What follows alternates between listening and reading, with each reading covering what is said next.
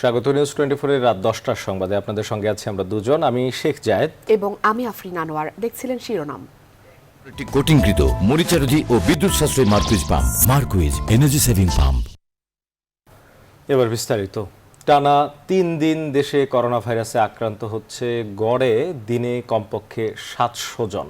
তবু ভাইরাসটি শনাক্তে পরীক্ষা নিয়ে যেন বিশৃঙ্খলা থামছেই না। করোনা পজিটিভ নেগেটিভ রোগীরা পাশাপাশি লাইনে দাঁড়িয়ে পরীক্ষা করাচ্ছেন। বাসায় নমুনা সংগ্রহ না করার কারণে বয়স্ক ব্যক্তিদের ভোগান্তি যেন শেষ নেই। আর এভাবে পরীক্ষা করলে করোনা সংক্রমণ আরও ছড়িয়ে পড়ার আশঙ্কা করছেন জনস্বাস্থ্যবিদরা। বিস্তারিত জানাচ্ছেন হাসান পারভেজ। বৃহস্পতিবার সকাল 9টায় বঙ্গবন্ধু শেখ মুজিব মেডিকেল বিশ্ববিদ্যালয়ের সামনে দেখা যায় পরীক্ষা করাতে আসা ব্যক্তিদের লাইন ইন্টারকন্টিনেন্টাল হোটেল পার হয়ে গেছে। দীর্ঘক্ষণ লাইনে দাঁড়িয়ে তীব্র রোদের কারণে অনেকে বসে পড়েছেন, যারা বেশিরভাগই রোগী। তবে সবচেয়ে হয়রানিতে পড়েন বয়স্ক ব্যক্তিরা। বসে গেছি, শুয়ে রয়েছি, ফিট হয়ে রয়েছি, আমরা স্বামী স্ত্রী দুজন। বসাছেন কেন? মানে শরীরে কুলে না কাঁড়াইতে। আমরা এখন সুস্থ আছি, ঠিক আছে। এখন সুস্থ আছি থাকার পর এখন আবার ফিরার টেস্ট করলে বোঝা যাবে যে কি সুস্থ আছে কি নাই। ওই যে টোকন পাই না দেখে আজকে করবে না, শনিবার করবে। আইইডিসিআর এর সেবা বন্ধ হয়ে গেছে। প্রতিষ্ঠানটি বাড়ি বাড়ি গিয়ে নমুনা সংগ্রহ করত। স্বাস্থ্য অধিদপ্তর বলছে বাড়ি বাড়ি গিয়ে আর নমুনা সংগ্রহ করবে না। ভাইরাস আছে কিনা তা জানার জন্য পুনরায় পরীক্ষা করাতে এসেছেন করোনায় ক্লিনিক্যালি সুস্থ হওয়া রোগীরা। কিন্তু সবার সঙ্গে লাইনে দাঁড়ানোর কারণে আবার আক্রান্ত হবে না তার নিশ্চয়তা কি? আবার তারা যে পথে এসেছেন সেখানে সংক্রমণ ছড়াবে না তার নিশ্চয়তা কে দিবে? 20 তারিখে পরীক্ষা করেছি মেডিকেলে, ঢাকা মেডিকেল। এখন আবার 14-15 দিন পরে আবার চেক আপ একটা করার জন্য ঢাকা মেডিকেল গেছি, ওখানে বন্ধ। বলে যে পিজিতে যান, পিজিতে করান গান দ্বিতীয় রিপোর্টটা। আমি পিজিতে টেস্ট করাই, টেস্ট করানোর পরে আমি পজিটিভ হই। আইডিসিআর যোগাযোগ করছি, আইডিসিআর ওনারা আমাকে বললো যে এখানে যোগাযোগ করার জন্য। তাই ওনারা আসলে একজন বলে এখানে, আরেকজন বলে ওখানে, আরেকজন বলে ওখানে। তা আসলে এটাতে আমরা অনেক বিভ্রান্ত হয়েছি। করোনা মোকাবেলার সবচেয়ে গুরুত্বপূর্ণ ধাপ হলো নমুনা সংগ্রহ ও পরীক্ষা করা, কিন্তু পরীক্ষা নিয়ে জটিলতা এখনো কেটে ওঠেনি। তো ওখানে তো যদি কেউ পজিটিভ থাকে এবং কেউ যদি নেগেটিভ থাকে তাহলে ওখানে সংক্রমণ সংখ্যা থাকলে হয়। এতে মানুষের ভোগান্তি বাড়ছে, অনেকগুলো বুথ করা হবে, তো সে তো হবেই। এই মানুষগুলা সংক্রমণের শিকার হয়ে যাচ্ছে। নমুনা সংগ্রহ ও পরীক্ষা নিয়ে শুরু থেকেই নানান অভিযোগ ও ভোগান্তি ছিল। দ্রুতই সমন্বয় না করলে সেবা ভেঙে পড়তে পারে বলে আশঙ্কা করছেন জনস্বাস্থ্যবিদরা। হাসান পারভেজ, নিউজ 24, ঢাকা। এদিকে দেশে নতুন করে করোনা ভাইরাসে আক্রান্ত হয়েছেন 706 জন। এ পর্যন্ত মোট আক্রান্ত 12,425 জন। আজ দুপুরে দেশে করোনা ভাইরাস পরিস্থিতি নিয়ে অনলাইনে ব্রিফিংয়ে এই তথ্য জানান স্বাস্থ্য অধিদপ্তরের অতিরিক্ত মহাপরিচালক অধ্যাপক নাসিমা সুলতানা। তবে গত 24 ঘন্টায় কতজন মারা গেছেন সেই তথ্য প্রেস রিলিজে জানাবেন বলেন তিনি। জানান গত 24 ঘন্টায় নমুনা পরীক্ষা হয়েছে 5,867টি। নতুন করে সুস্থ হয়েছেন 130 জন। এদিকে স্বাস্থ্য বুলেটিনে মৃতের তথ্য না জানালেও পরে সংবাদ বিজ্ঞপ্তির মাধ্যমে গত 24 ঘন্টার মৃতের পরিসংখ্যান জানান স্বাস্থ্য অধিদপ্তর। এতে বলা হয় গত 24 ঘন্টায় মারা যাওয়া 13 জনের মধ্যে 8 জন পুরুষ ও 5 জন নারী। তাদের মধ্যে 6 জন ঢাকার, 3 জন ঢাকা বিভাগের অন্য জেলার এবং 4 জন চট্টগ্রাম বিভাগের বাসিন্দা রয়েছিলেন। পরীক্ষা হয়েছে 5,867 এবং নমুনা সংগৃহীত হয়েছিল 24 ঘন্টায় 6,382টি। এই নমুনা পরীক্ষা করে যা শনাক্ত হয়েছে 706টি এবং এ পর্যন্ত শনাক্ত 12,425। আমাদের 24 ঘন্টায় সুস্থ হয়েছে 130 জন এবং এ পর্যন্ত 1,910 জন। করোনা ভাইরাসে বিশ্বজুড়ে আবারও বাড়তে শুরু করেছে মৃতের সংখ্যা। একদিনেই আক্রান্ত হয়েছেন প্রায় 1 লাখ মানুষ। 24 ঘন্টায় প্রাণ গেছে 6,800-রও বেশি মানুষের। ফলে বিশ্বে এখন মৃতের সংখ্যা 2,65,000 ছাড়িয়ে গেছে।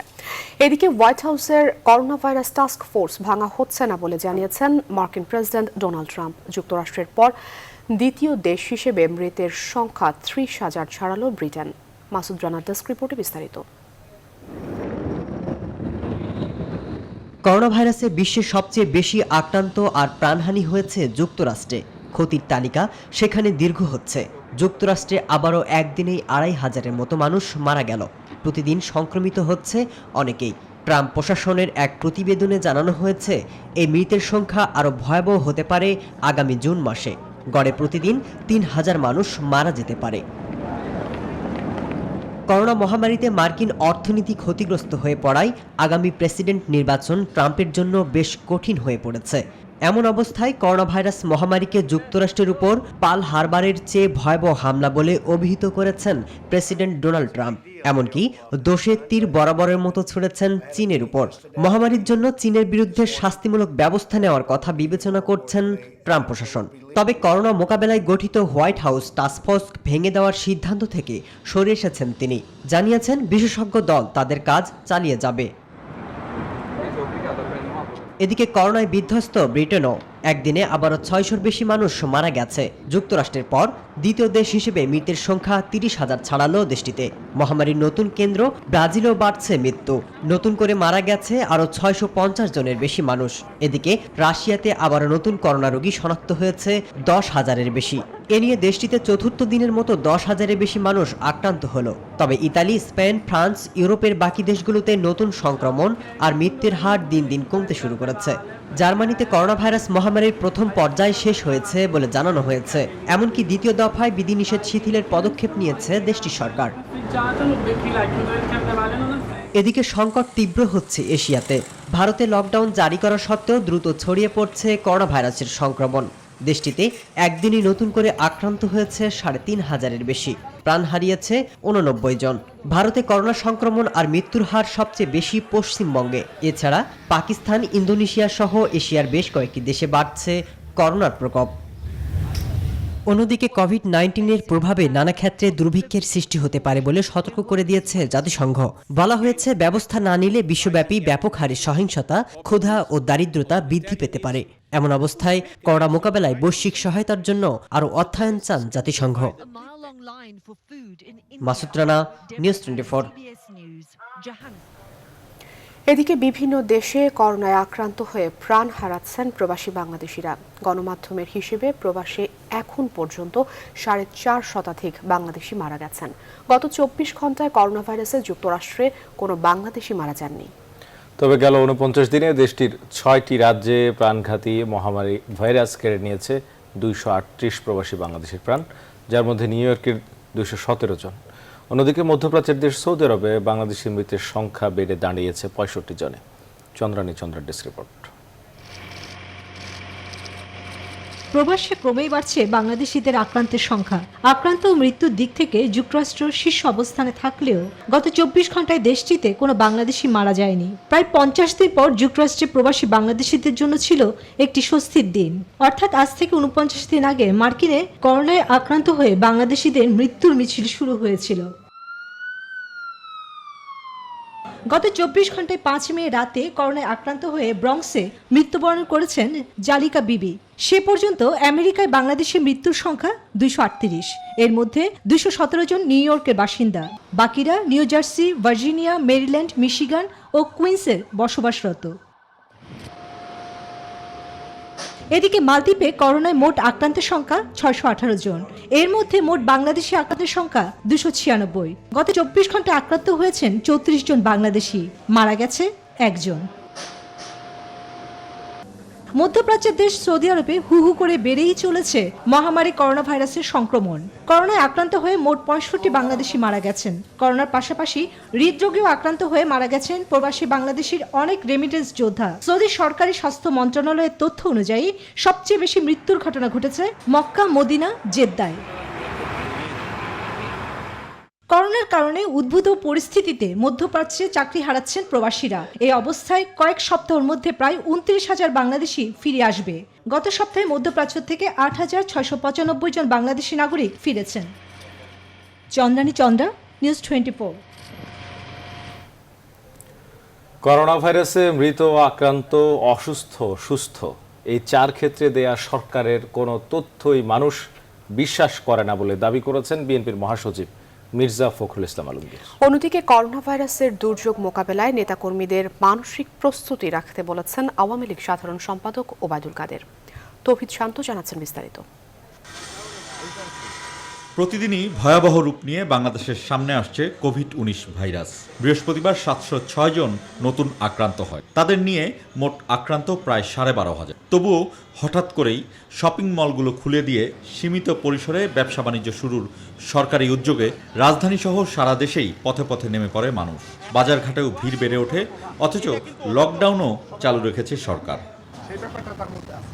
বৃহস্পতিবার বিএনপি চেয়ারপারসনের গুলশান কার্যালয়ে একটি অনুষ্ঠানে সাংবাদিকদের হাতে পিপিই তুলে দেন বিএনপি মহাসচিব মির্জা ফখরুল ইসলাম আলমগীর। তিনি বলেন, করোনা ভাইরাস পরিস্থিতির তথ্য প্রচার নিয়ে দেশবাসীর সঙ্গে সরকার প্রতারণা করছে। সরকারের তরফ থেকে যে আক্রান্ত এবং অসুস্থ, সুস্থ এবং মৃত্যুর যে ইনফরমেশন ডেটাগুলো দেওয়া হচ্ছে, আমার তো মনে হয় না বাংলাদেশের কোনো মানুষ তা বিশ্বাস করে। যারা এই চরম দুর্দিনে জনগণকে সঠিক তথ্য দিচ্ছে না, বিভ্রান্ত করছে, জনগণকে প্রতারণা করছে। এর আগে সকালে সংসদ ভবনের সরকারি বাসভবন থেকে অনলাইনে বক্তব্য রাখেন আওয়ামী লীগ সাধারণ সম্পাদক ওবায়দুল কাদের।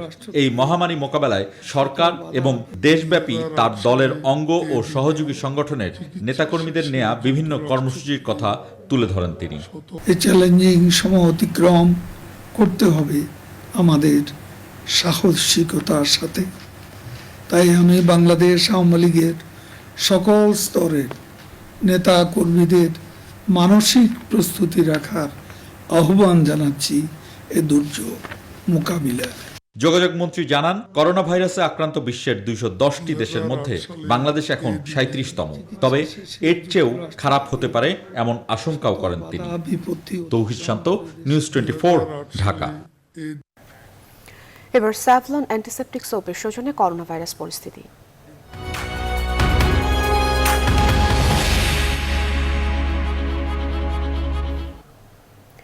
আগামী জুন থেকে দেশে করোনা ভ্যাকসিনের ক্লিনিক্যাল ট্রায়াল শুরু হতে পারে বলে জানিয়েছেন ওষুধ প্রশাসন অধিদপ্তরের DG major general Mahbubur Rahman. এরই মধ্যে যুক্তরাজ্যের অক্সফোর্ড ইউনিভার্সিটি ও চীনের একটি ভ্যাকসিন প্রস্তুতকারী প্রতিষ্ঠানের সঙ্গে আলোচনা কিছুটা এগিয়েছে বলে জানান তিনি। দুপুরে রাজধানীর মহাখালীতে ওষুধ প্রশাসন অধিদপ্তরের কয়েকটি ওষুধ কোম্পানির সঙ্গে বৈঠক শেষে তিনি কথা জানান। আগামী 20 মের মধ্যে করোনা রোগীদের চিকিৎসায় রেমডেসিভির ওষুধের ব্যবহার শুরু হওয়ারও আশা প্রকাশ করেন তিনি। আমরা চিন্তা করছি যে অক্সফোর্ডের যে ভ্যাকসিনটা, সেটি আমাদের যে ম্যানুফ্যাকচারার যারা আছে তারা অক্সফোর্ড ইউনিভার্সিটির সঙ্গে ইনসেপ্টটা অলরেডি যোগাযোগ করেছে। তো যখন ভ্যাকসিনটা তৈরি হবে তখন আমাদের এখানে আমাদের ইনসেপ্টটা এই ফিল ফিনিশ আমরা করতে পারি কিনা, ইনসেপ্টটা এবং পপুলারে সেটির ব্যাপারে আমরা কথা বলেছি যে কিভাবে আমরা এটা এগিয়ে নিতে পারি, খুব তাড়াতাড়ি আমরা পেয়ে যেতে পারি। যখন ভ্যাকসিনটা ফাইনালি বাজারে আসবে সঙ্গে সঙ্গে হয়তো আমাদের দেশের মানুষের জন্য আমরা দিতে পারবো। দেশে করোনা ভাইরাসের সর্বোচ্চ সংক্রমণের পর্যায়ে দোকান খোলা ও মার্কেটে গিয়ে ঈদ কেনাকাটাকে আত্মঘাতী সিদ্ধান্ত বলছেন জনস্বাস্থ্য বিশেষজ্ঞরা। তারা বলছেন, দোকান কর্তৃপক্ষ বা প্রশাসন কারো পক্ষেই ক্রেতাদের শারীরিক কিংবা সামাজিক কোনো দূরত্বই মানানো সম্ভব নয়। তবে দোকান মালিক সমিতি বলছে, ক্ষুদ্র ও মাঝারি দোকানীদের সামনে আর পথ খোলা নেই। এই বাস্তবতায় ক্রেতা ও বিক্রেতা দুপক্ষকেই অনলাইন প্ল্যাটফর্ম ব্যবহারের পরামর্শ দিয়েছেন অর্থনীতিবিদরা। বিস্তারিত জানাচ্ছেন আশিকুর রহমান শ্রাবণ। দৃশ্যটি 1 বছরের পুরনো, অর্থাৎ গত রমজানের ঈদের আগের কেনাকাটা। এই হলো বাঙালির ঈদ শপিং। ধরে নেওয়া যাক, করোনা সংকটের বাস্তবতায় দোকানগুলোতে 1/3 ক্রেতা সমাগম হলো। তারপরেও কিভাবে শারীরিক দূরত্ব বজায় রেখে সামাজিক সংক্রমণ ঠেকানো যাবে, প্রশ্ন তুলেছেন জনস্বাস্থ্য বিশেষজ্ঞরা। যে পরিমাণ সংক্রমণ বাড়বে এই দোকান খোলার ফলে, তার যে হেলথ কস্টটা আছে, সেই হেলথ কস্টটা যেটুকু ইকোনমিক প্রফিট বা বেনিফিট বা অ্যাচিভমেন্ট হবে তার চেয়ে অনেক। এই জায়গা থেকে আমি বলতে চাই যে এই সিদ্ধান্তটা একটি আত্মঘাতী সিদ্ধান্ত। স্বাস্থ্যবিধি এই সময়ে মেনে চলা বা সরকার মানাতে পারবে কোনো আইন শৃঙ্খলা বাহিনীর পক্ষে সম্ভব, এটা আমি মনে করি না। দোকান মালিক সমিতি বলছে, তারাও সামাজিক সংক্রমণের জন্য দায়ী হতে চান না, কিন্তু তাদের সামনে কি পথ খোলা আছে, প্রশ্ন তুলেছেন সংগঠনটির সভাপতি। নিরাপত্তা বেষ্টনী যদি আমরা ওইভাবে করতে না পারি, সেই ক্ষেত্রে আমরা মার্কেটগুলো খুলবো না। ঢাকা সহ আমি 2-1টা জেলা বাদ দিলে বাকি সবগুলো জেলায় কিন্তু ব্যবসায়ীরা অসম্ভব কষ্টের মধ্যে ছিল। বেশি করে প্রোটিন জাতীয় খাদ্য খেতে হবে, সেই ক্ষেত্রে আপনার কাছে টাকা থাকতে হবে, টাকা না থাকলে আপনি পারবেন কিভাবে? নগর বিশ্লেষক ও অর্থনীতিবিদরা বলছেন মার্কেট না খুলেও ব্যবসা পরিচালনার সুযোগ আছে। খোলা বাজারের পদ্ধতিতে এখন বড় বড় সড়ক, বড় বড় মাঠ, বড় বড় স্টেডিয়াম, সেগুলোকে কোনোভাবে একদম দাগ দিয়ে বিদেশের অনেক একদম ছবি ফেসবুকে দেখা যায়, দাগ দিয়ে আমাদেরকে বসিয়ে এটা করতে পারতাম। ওই ঈদের যে কেনাকাটার ডিমান্ড সেটাও থাকবে না, দোকান খুলে দিয়ে বসে থাকলে কোনো লাভ হবে না। মানুষের হাতে যেহেতু পয়সা নেই, এখন যাদের হাতে পয়সা আছে সেই মানুষগুলো কিন্তু এই স্বাস্থ্য ঝুঁকির কারণে একটা বড় অংশ দোকানে যাবেন না। কাজেই আমাদেরকে যে কোনো অর্থনৈতিক কর্মকাণ্ড খোলার ক্ষেত্রে বুঝে শুনে যেতে হবে। ডিজিটাল বাংলাদেশের গ্রাম থেকে শহর পর্যন্ত লাখো উদ্যোক্তা ছড়িয়ে আছে, আর বেশিরভাগ দোকানেরই আছে অনলাইন ভার্সন।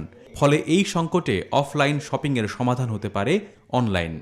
অনলাইন প্ল্যাটফর্ম ব্যবহার করতে হবে, অনেক ক্ষুদ্র উদ্যোক্তাও এখন অনলাইনে বিক্রি করে।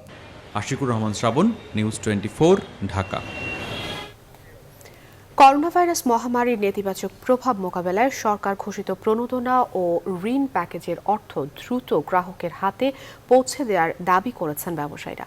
তারা বলছেন, কাগজপত্র ও শর্তের বেড়াজালে ফেলে ঋণ প্রক্রিয়া দীর্ঘায়িত করা হলে ক্ষতিগ্রস্ত হবে সামষ্টিক অর্থনীতি। এদিকে প্রণোদনার অর্থ ফেরত পাওয়া নিয়ে ঝুঁকি ও শঙ্কার কথা বলছেন ব্যাংকাররা।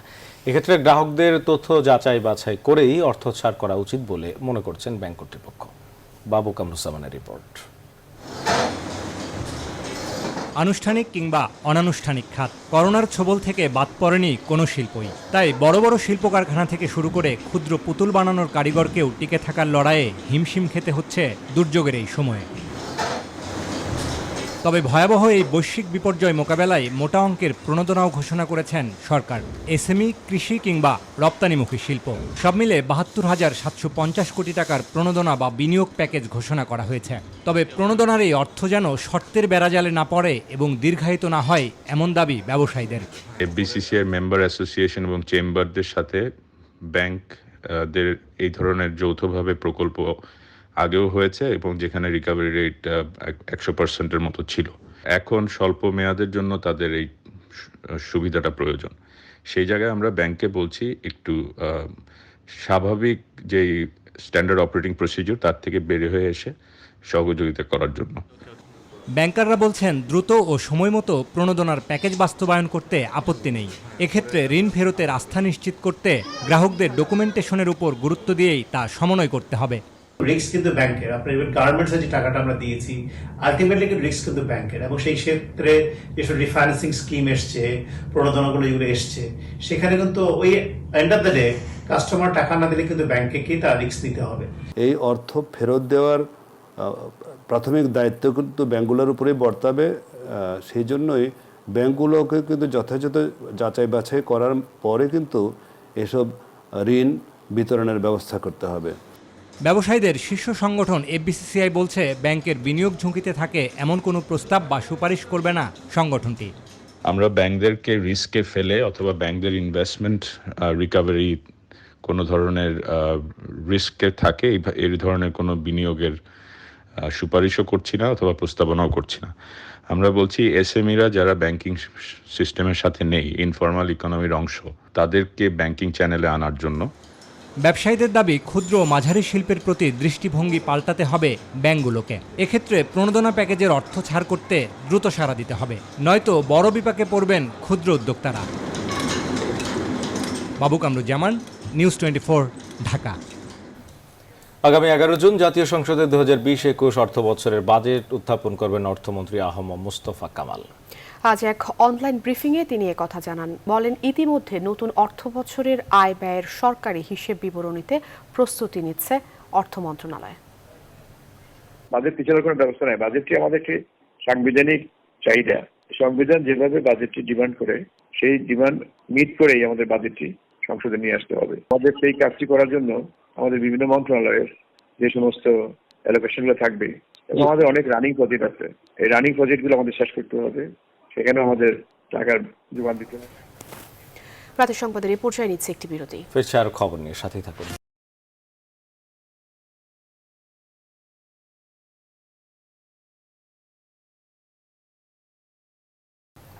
বিরতির পর আবারও স্বাগত, দেখছেন নিউজ 24 রাতের সংবাদ। এবারে হেক্সাল হ্যান্ড স্যানিটাইজারের সৌজন্যে করোনা ভাইরাস পরিস্থিতির আরও খবর।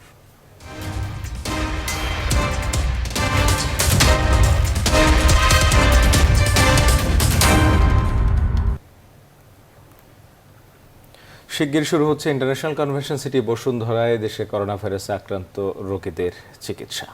আগামী শনিবার 9 মে হাসপাতালটি উদ্বোধন করার কথা জানিয়েছেন স্বাস্থ্য প্রকৌশল বিভাগ। বিস্তারিত জানাচ্ছেন মারুফা রহমান। করোনা রোগীদের জন্য বানানো অস্থায়ী হাসপাতালটি অবকাঠামোগতভাবে প্রস্তুত হলেও চলছে সাপোর্টিং স্টাফ সহ অন্যান্য জনবল নিয়োগের কাজ। জানা গেছে এরই মধ্যে পরিচালক, ডাক্তার, নার্স নিয়োগ প্রক্রিয়া শেষ করেছে স্বাস্থ্য মন্ত্রণালয়। ডাক্তার বা নার্স এটা নিয়োগ হয়ে গেছে।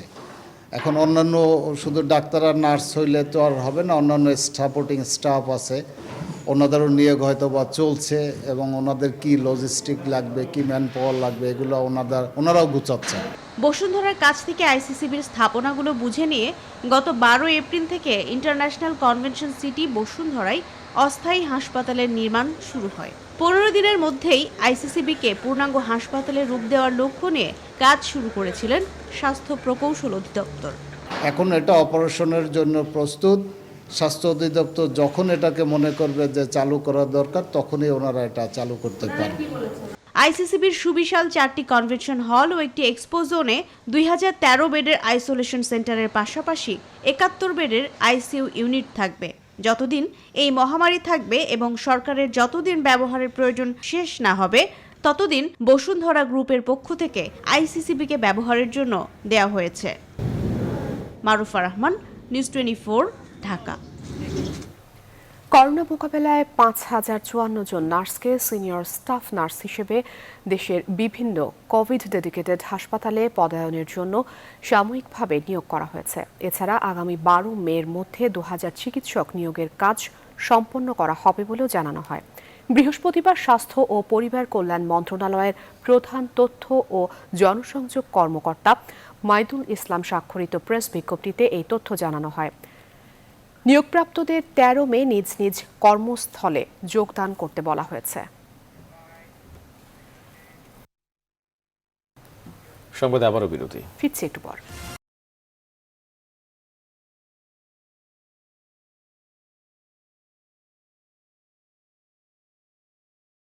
বিরতির পর আবারও স্বাগত।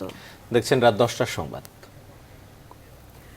ধর্ম মন্ত্রণালয়ের নির্দেশনা মেনে বৃহস্পতিবার জোহরের ওয়াক্ত থেকে জামায়াতে নামাজ আদায় করেছে মুসল্লিরা।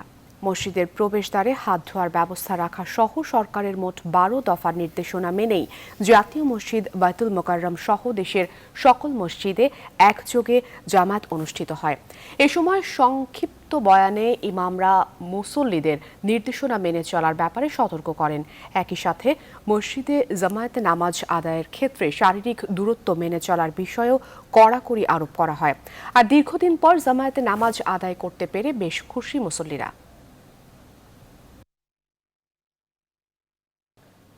বাংলা গানের কিংবদন্তি শিল্পী সুবীর নন্দীর প্রথম মৃত্যুবার্ষিকী আজ। গেল বছরের 7 মে হৃদযন্ত্রের ক্রিয়া বন্ধ হয়ে সিঙ্গাপুরের একটি হাসপাতালে মারা যান তিনি।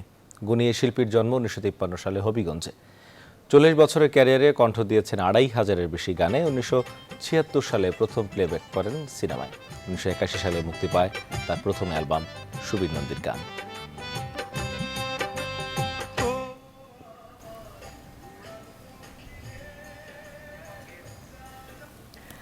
ঢাকা মহানগর পুলিশের counter terrorism and transnational crime বিভাগের সদস্যদের জন্য ব্যক্তিগত সুরক্ষা সরঞ্জাম সামগ্রী প্রদান করেছে evaly.com.bd।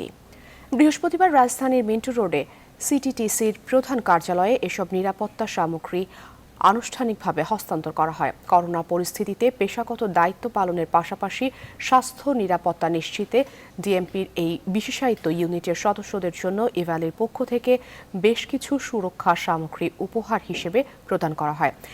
ইভালির পক্ষে প্রতিষ্ঠানটির ব্যবস্থাপনা পরিচালক এবং প্রধান নির্বাহী কর্মকর্তা মোহাম্মদ রাসেল সিটিটিসির প্রধান অতিরিক্ত কমিশনার মনিরুল ইসলামের কাছে এগুলো হস্তান্তর করেন। সংবাদে আবারও বিরতি, আর খবর নিয়ে ফিরছি একটু পর।